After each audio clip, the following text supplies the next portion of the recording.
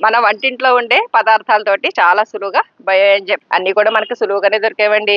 రోజు రెగ్యులర్‌గా వాడేవే. వెల్లుల్లి, పచ్చిమిర్చి ఇవి రోజు యూజ్ చేస్తాం.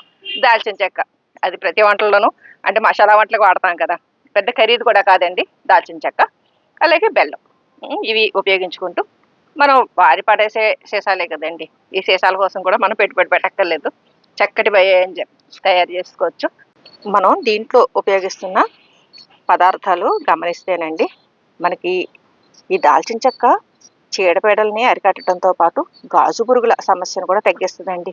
బయో ఎంజైమ్‌లో ఈ దాల్చిన చెక్క ఉపయోగించామనుకోండి, మనం ఈ కుండీల్లో కూడా మట్టి మిశ్రమంలో కొద్దిగా స్ప్రే చేసుకున్నా గానీ, ఈ గాజు పురుగుల్ని అరికట్టడానికి ఉపయోగిస్తదండి.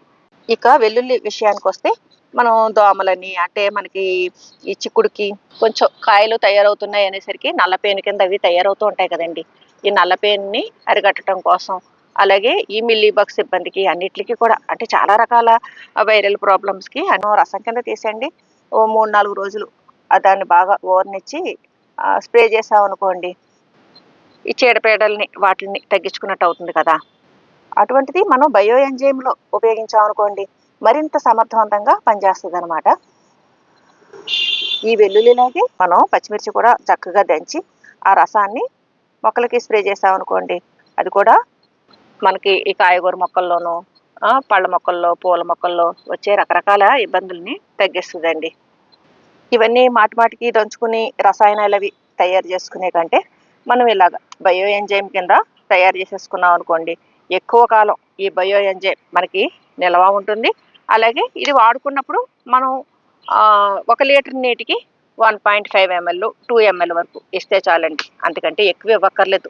ఎందుకంటే ఇక్కడ నేను బూతు జోలోకియా ఉపయోగిస్తున్నాను కాబట్టి, అది చాలా ఘాటు ఉంటుంది కాబట్టి, మనకి 2 ఎంఎల్ వరకు ఇస్తే చాలండి. అలాగే మీరు ఒకవేళ మామూలు పచ్చిమిర్చితో తయారు చేసుకున్న ఇంకొక ఎంఎల్ ఎక్కువ అంటే 3 ఎంఎల్ ఇచ్చుకుంటే చాలు. చక్కగా మనం లిక్విడ్ కింద స్ప్రే చేసేసుకోవచ్చు. అలాగే మొదళ్ళకి ఇచ్చుకున్నాం అనుకోండి, ఇందులో ఉండే దాల్చిన చెక్క పవర్ వల్ల గానీ, పచ్చిమిర్చి పవర్ వల్ల గానీ, వీటన్నిట్లి వల్ల ఈ గాజు పురుగుల ఇబ్బంది కూడా ఉండదు.